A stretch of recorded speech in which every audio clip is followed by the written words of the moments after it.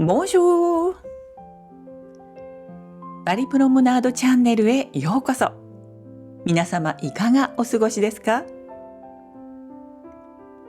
今回の動画では年に2回のお楽しみ、パリ・ブルターニュ通りのブロカントへと参りましょう。金曜、土曜、日曜の3日間行われるこのブロカント。今回私は連日通うことになりました。まるでお祭りのようなイベントです。動画の後半では、この界隈でぜひ裁縫したいあのお店へ。さらに、近くで開かれていた日本のブロカントへも足を伸ばしました。盛りだくさんの内容です。どうぞゆっくりとお楽しみくださいませ。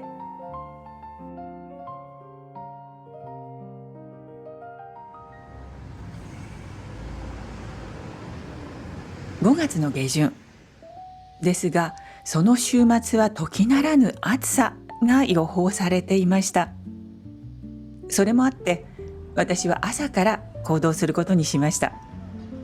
少しでも涼しいうちにということで。朝8時台、まだ開いていないスタンドも多いです。一方で、このタイミングで熱心に買い付けをしている、おそらくはプロの方かなと思われる人々の姿もちらほらと見かけました。このブロカントで私が必ず訪れたいと思っているのがこちら。とっても感じの良いマダムのセンスが光るスタンドです。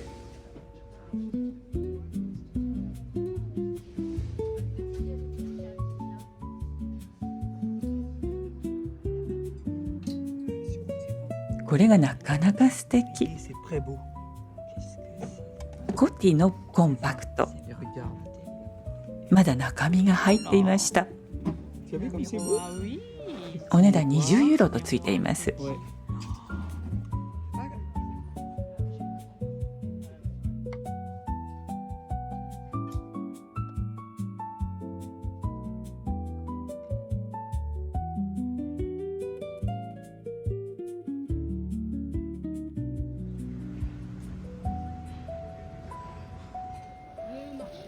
私はここでキコさんと合流しました。そうです。ここはいつもカフェオレボールの品揃えが特に魅力的なスタンドです。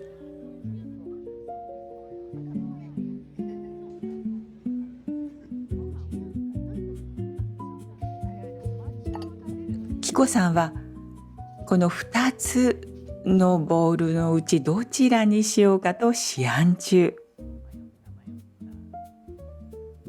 結局、彼女の今日のカーディガンの色と同じ緑色の方をチョイスしました。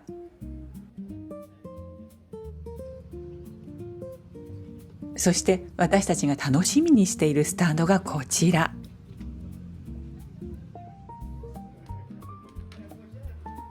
おそらくはプロの買い付けの方々。彼らの真剣な様子に私は少し圧倒されました。以前私はここでブローチ、しかも帯留めに使えそうなブローチを買いました。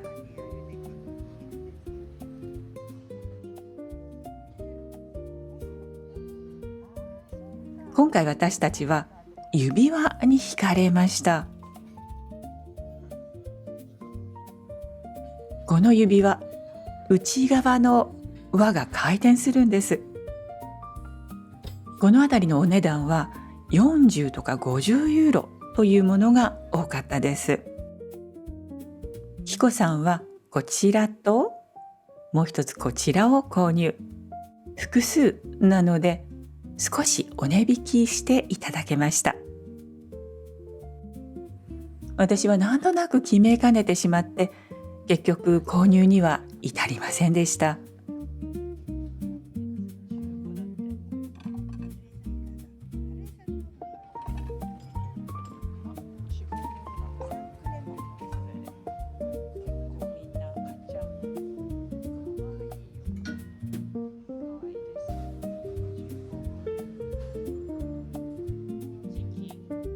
ブルターニュ通りにはそもそも魅力的な店がたくさん並んでいます。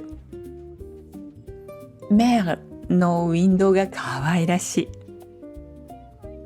い。リルが本店のスイーツのブランド。以前その本店でお茶をしました。懐かしいです。そしてこちらはポアラーヌの北マレ店。サンジェルマン・デ・プレ地区の本店よりも随分広々としています。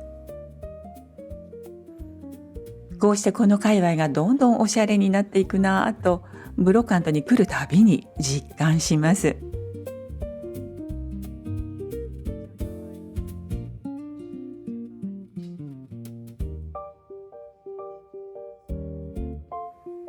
この絵がなかなかいいなぁと思ったら、日本人の画家の作品のようでした。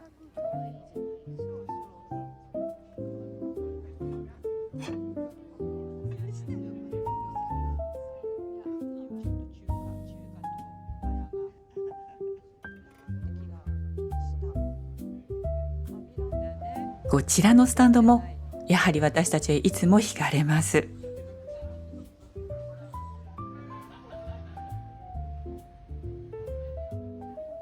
このテーブルの上のお皿は1枚3ユーロ。お買い得ですよね。そしてあちらのは7枚で10ユーロとあります。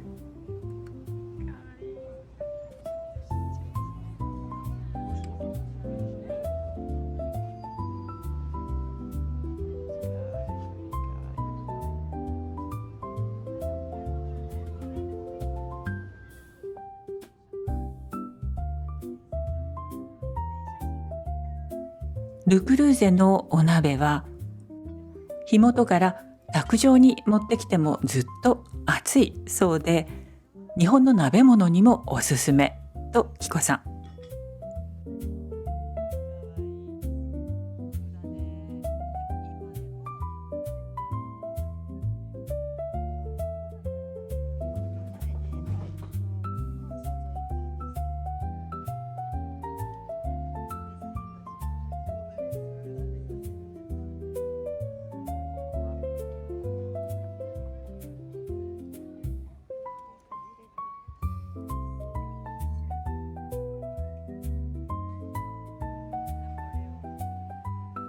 私たちはこの放浪のシリーズに目が留まりました。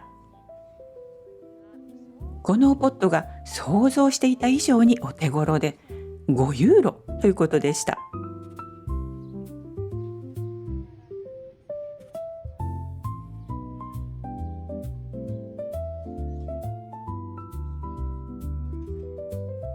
このろうそく立てがなかなか可愛らしい。これは実はセットでついになっていました。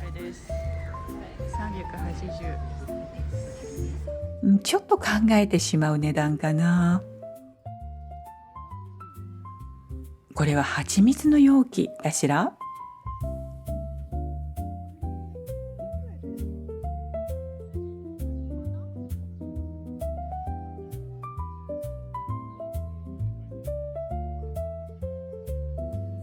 ここもいつも本当にいい感じなんですよね。ディスプレイのセンスが抜群だと思います。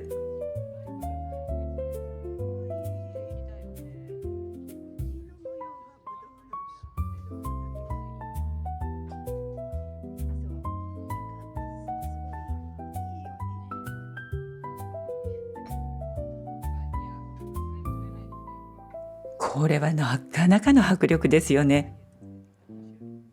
傘立てだそうです。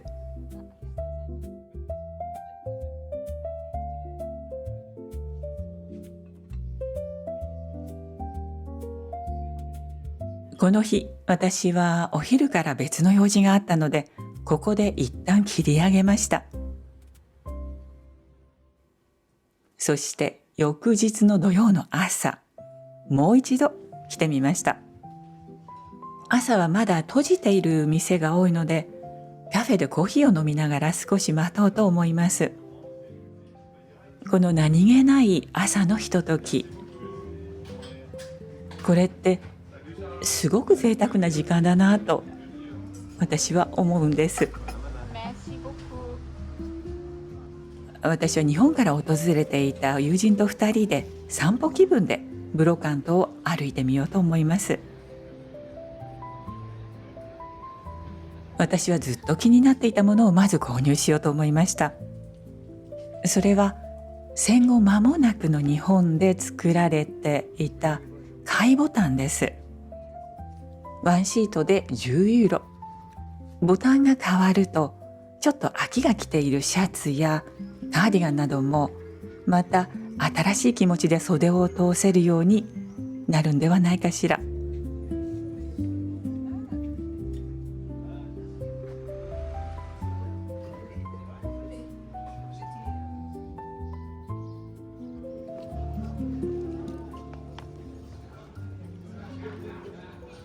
こちらのムッシュのスタンドにも私は必ず立ち寄ります。以前私はここでカフェオレボウルとお皿を買いました。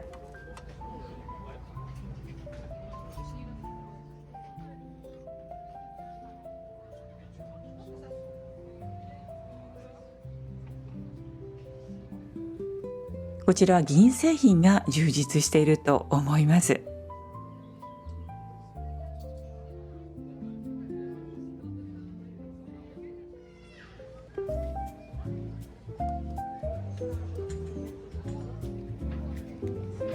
これは何だと思いますか？義眼なんです。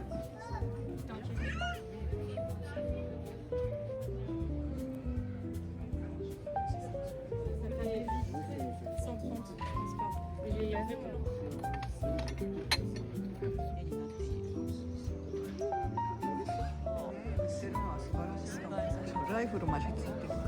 本当だ。西部劇。この器は何に使うものなんでしょう。スタンドのムッシュに聞いてみましたが、彼にとっても不明だそうです。これは昔の胡椒入れ。中から胡椒が飛び出してしまいました。こちらのスタンドのクリストフさん、本業はアーティストでいらっしゃいます。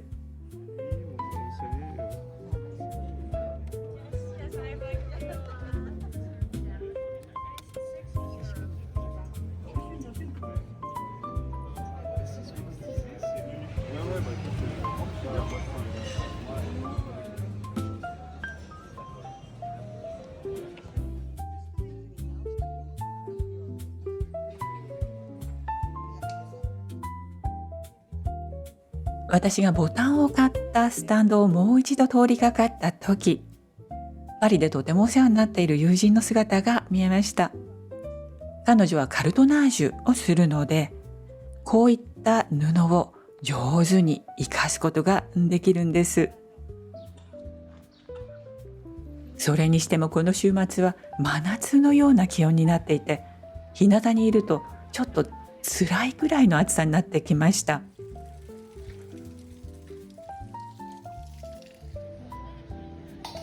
さて、私が必ず裁縫したいと思っていた場所はこのマルシェ・デ・ザンファン・ルージュの中にあります。このチャンネルをずっとご覧になってくださっている方の中にはもうお分かりになった方いらっしゃるかもしれませんね。そうです、こちらのお肉屋さんです。以前このお店をご紹介した動画はたくさんの方々にご覧いただきました。その動画のリンクを概要欄に添えておきますね。こちらのお店は大人気で、特にこの週末は12時から夜の9時までノンストップでずっと行列ができていたくらいなんだそうです。今回私たちはフィレ肉を 350g、 これを2人で分けていただきました。年齢のせいでしょうか、お肉は特に良いものを少しという食べ方がいいなと思うようになってきました。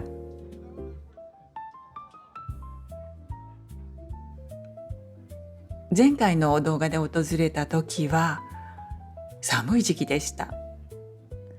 その時期は昼のみの営業でしたが、この季節、夏の間はディナーの時間帯も営業しているようです。営業日や時間などの情報はサイトやインスタグラム等で確認されることをお勧めします。概要欄にリンクを添えておきますね。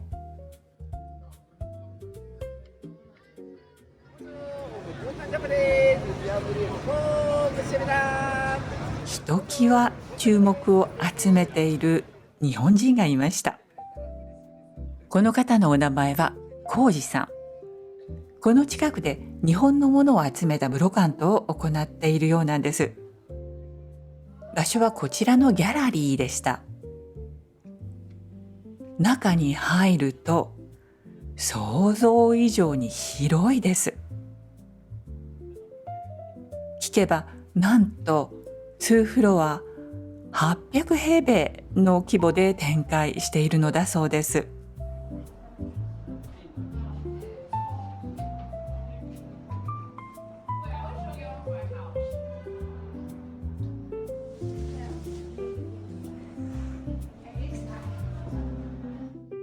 レジでは金髪の親子がこの羽織2枚をお買い上げしていたところでした。青い方のがお嬢さん、20歳くらいかな。そしてもう一方のがお母さんが選んだものでした。とにかくありとあらゆる日本のものがあります。ここまでの種類と量に私たちは圧倒されました。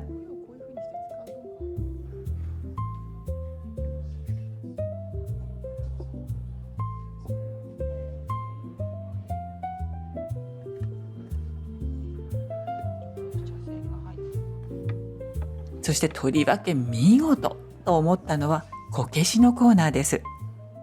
しかもこのセクションを担当しているニコラさんはご自分が2200体のこけしを収集しているという方でした。Je viens ici pour aider Koji sur ses kokeshi parce que bon, les collectionnants depuis plus de 40 ans, je commence à bien les connaître. Si vous voulez, je peux vous donner quelques informations sur les kokeshi. Là derrière moi, ce sont des kokeshi créatives. Ce sont les sozaku. Là ici, ce sont les sozaku. Et originellement, les kokeshi traditionnels sont là. On les appelle bento. Avec un D, hein, pas un B. On ne mange pas les kokeshi. C'est pas bento, hein, c'est bento. Okay. Et dans les kokeshi traditionnels, vous avez 12 styles différents selon les préfectures. C'est un style, ce sont des Kijiyama. C'est la région d'Akita.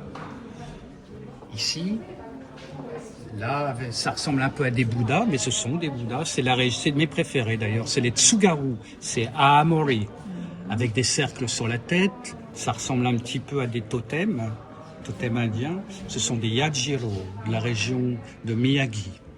Le bois, c'est souvent de l'érable. Ça peut être du cèdre, ça peut être de l'orme ou bien du cerisier. Alors il y a une particularité sur les kokeshi, de toute façon c'est certainement ce qui intéresse de plus en plus les collectionneurs, c'est que ce sont des pièces uniques. Donc vous n'aurez jamais deux kokeshi pareils puisqu'elles sont vraiment faites à la main. Voilà, donc c'est vrai qu'il y a un engouement pour les kokeshi depuis je dirais 4-5 ans en France, c'est incroyable. Les gens adorent. Je pense que ça doit aussi renvoyer dans un espèce d'inconscient collectif, parce que dans ce pays, il y avait un artisanat sur les poupées. On faisait ça. On trouvait des poupées en Bretagne, on trouvait des poupées dans le nord de la France, on en trouvait en Alsace. Donc il y a quelque chose, je pense, qui fait que on retrouve, on a perdu quelque chose et on retrouve quelque chose. Et puis il faut le dire aussi, c'est très joli.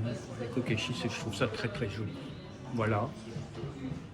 日本人の私が彼から学ぶところが本当に多いです。こけしビートルズ？ Le créateur s'appelle Watanabe Masao.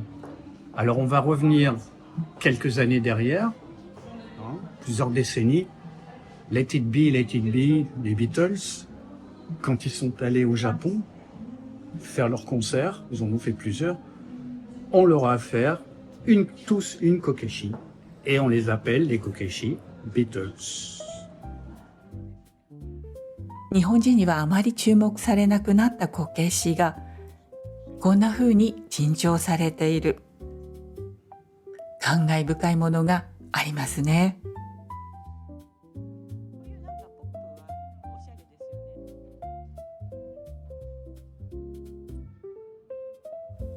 パリのさまざまなブロカントを楽しむのと同じ気持ちで日本の骨董品を見ることができるようになった。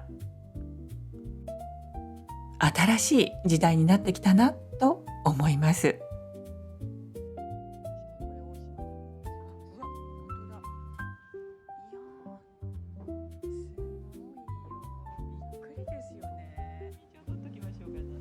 これは着物の染色に使う型紙ですね。額に入れてインテリアを飾ったりという用途があるようです。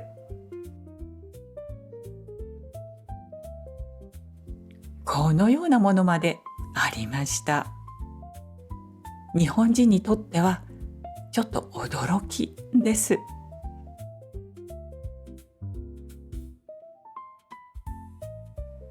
コージージャポンのブロカント、ポップアップ、イベントなどはパリをはじめさまざまなところで行われているようです。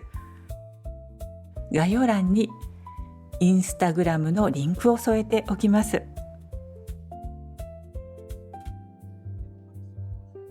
会場には現代のクリエイターの方々によるコーナーもありました。友人と私が特に気に入ったのがこちらです。フランスやヨーロッパのヴィンテージの布を使ってクリエーションしたお洋服や小物。かなりセンスがいいなと思いました。そのセンスの持ち主は永谷智子さん。彼女が実際に制作中だったこのアイテムに私の友人がとても惹かれました。ヴィンテージのトッション、布巾、それを使ってトートバッグを制作中です。トワルドジュイと合わせて内側にはポケットもつけるというこだわりようです。少し待って完成品をいただくことができました。ともこさんはパリ郊外在住。お家の中にはヴィンテージの布がたくさんあって、それを材料にさまざまな魅力的なクリエーションを展開しています。彼女のサイトも概要欄に記しておきますので、ぜひご覧になってみてください。